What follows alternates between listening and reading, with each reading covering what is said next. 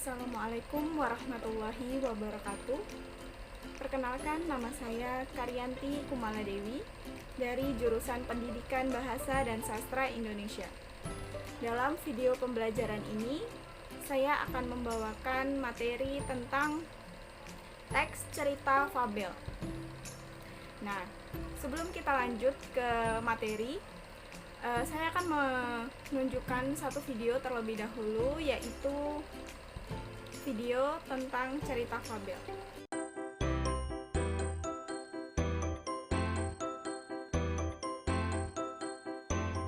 Di tengah hutan, hiduplah kawanan semut yang sangat rajin. Terik matahari di musim kemarau tak mematahkan semangat mereka untuk mencari makanan.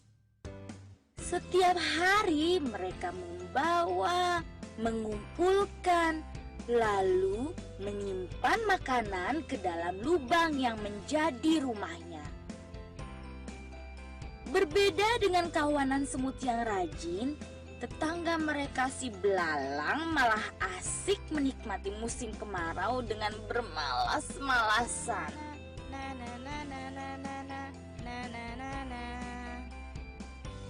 Suatu ketika, kawanan semut rajin itu lewat di depan belalang yang sedang asik bernyanyi sembari memainkan gitar kesayangannya.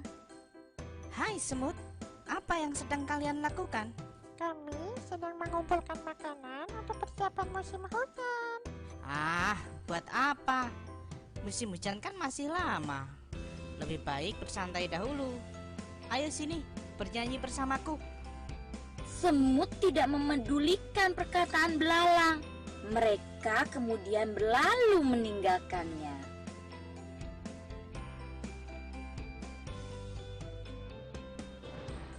Musim hujan pun akhirnya tiba. Kawanan semut tak lagi mengumpulkan makanan. Mereka duduk nyaman di dalam rumah yang hangat sambil menikmati makanan yang berlimpah. Sementara itu, tetangga mereka, si belalang, hanya bisa diam menyesali nasibnya karena tidak memiliki makanan sedikit pun. Ia sedih dan kelaparan. Saat belalang terbaring lemah tak berdaya, datanglah kawanan semut ke rumahnya.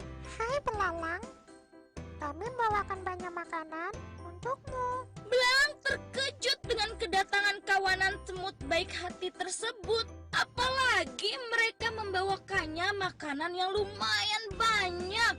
Terima kasih ya semut. Aku berjanji, esok akan giat bekerja dan tak bermalas-malasan lagi. Sudah, tak usah bersedih. Ayo, kita makan bersama. Begitulah cerita kawanan semut yang rajin, baik hati serta suka berbagi, dan si belalang yang menyadari bahwa kemalasan akan merugikan diri sendiri.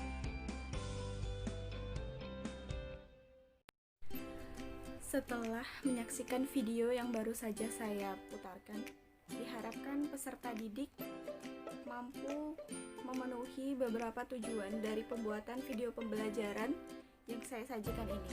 Yang pertama, peserta didik mengetahui pengertian fabel. Yang kedua, peserta didik dapat menyimpulkan cerita fabel berdasarkan ciri unsur cerita fabel pada teks yang dibaca atau yang didengar. Yang ketiga, peserta didik dapat mengidentifikasi cerita fabel berdasarkan jenisnya. Yang keempat, peserta didik dapat mendaftar kata atau kalimat berdasarkan ciri kebahasaan cerita fabel pada teks yang dibaca atau yang didengar. Berikut saya akan menyajikan materi tentang teks cerita fabel dengan PowerPoint yang telah saya siapkan beserta penjelasannya.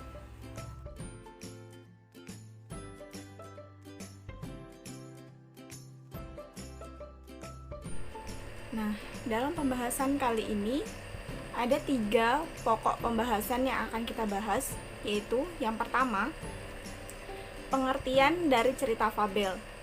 Yang kedua, ciri umum cerita fabel. Di sini yang dibahas adalah ciri umum itu sendiri dari teks cerita fabel. Yang kedua yaitu ciri kebahasaan dari teks cerita fabel. Nah, pembahasan yang ketiga yaitu jenis-jenis cerita fabel. Kita masuk ke pembahasan yang pertama, yaitu pengertian teks fabel. Fabel sendiri adalah salah satu jenis dongeng. Dongeng adalah cerita prosa rakyat yang tidak dianggap benar-benar terjadi. Diceritakan untuk hiburan dan melukiskan kebenaran, pembelajaran moral, bahkan sindiran. Dongeng dalam bentuk fabel menceritakan tentang kehidupan binatang yang berperan menyerupai manusia. Fabel termasuk jenis cerita fiksi, bukan kisah tentang kehidupan nyata.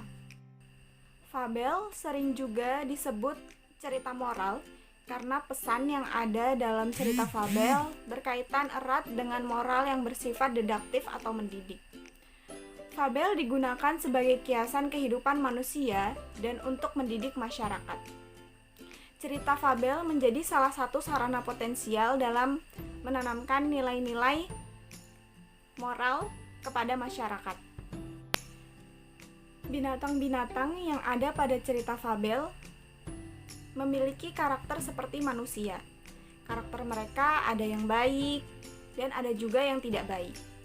Mereka memiliki sifat jujur, sopan, pintar, dan senang bersahabat, serta melakukan perbuatan terpuji. Namun, mereka ada yang berkarakter licik, culas, sombong, suka menipu, dan ingin menang sendiri. Cerita fabel tidak hanya ditunjukkan kepada anak-anak, tetapi juga pada orang tua. Kita dapat belajar dan mencontoh karakter-karakter yang baik dari tokoh-tokoh para binatang itu agar kita memiliki sifat yang terpuji.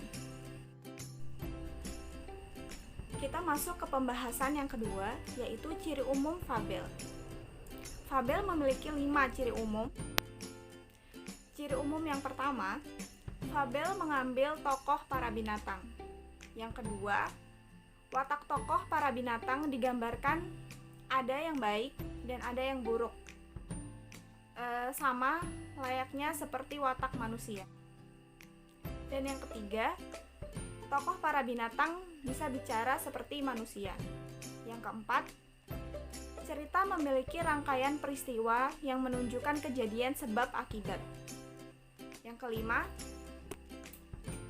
fabel menggunakan latar alam, contohnya hutan, kolam, rawa, semak, dan lain sebagainya. Adapun ciri kebahasaan yang digunakan dalam teks fabel, yang pertama, menggunakan kalimat naratif atau peristiwa. Yang kedua, menggunakan kalimat langsung yang berupa dialog para tokoh. Dan yang ketiga, menggunakan kata sehari-hari dalam situasi yang tidak formal. Kita masuk ke pembahasan yang terakhir, yaitu jenis-jenis fabel. Di sini jenis fabel ada 2. Yang pertama, fabel klasik. Fabel klasik merupakan cerita yang telah ada sejak zaman dahulu, tetapi tidak diketahui pasti waktu munculnya dan diwariskan turun-temurun lewat sarana lisan. Di Indonesia, cerita fabel tersebut ditemukan pada suku Melayu, Jawa, Sunda, atau Toraja. Cerita tersebut selalu menceritakan binatang yang menjadi peran utama. Binatang yang kecil dan lemah tetapi cerdas sehingga dapat menundukkan binatang-binatang yang besar dan kuat. Dalam sastra Melayu dan sastra Jawa, tokoh binatang itu adalah kancil. Sedang pada sastra Sunda, biasanya tokohnya adalah kera, dan di sastra Toraja yaitu kera hantu. Ciri-ciri fabel klasik. Yang pertama, cerita sangat pendek. Yang kedua, temanya sederhana. Yang ketiga, kental dengan petuah atau moral. Dan yang keempat, sifat hewani masih sangat melekat. Kita masuk ke jenis fabel yang kedua, yaitu fabel modern. Fabel modern merupakan cerita yang muncul dalam waktu relatif belum lama dan sengaja ditulis oleh pengarang sebagai ekspresi kesastraan. Dilihat dari jumlahnya, fabel modern lebih banyak daripada fabel klasik. Tokoh-tokoh dalam fabel modern pun sangat beragam, meliputi berbagai jenis binatang seperti burung, ikan, binatang laut, atau binatang rumahan. Ciri-ciri fabel modern sebagai berikut. Yang pertama, cerita bisa pendek atau panjang. Ciri yang kedua, temanya sederhana. Yang ketiga, kental akan petuah dan moral. Dan yang keempat, sifat hewaninya masih melekat.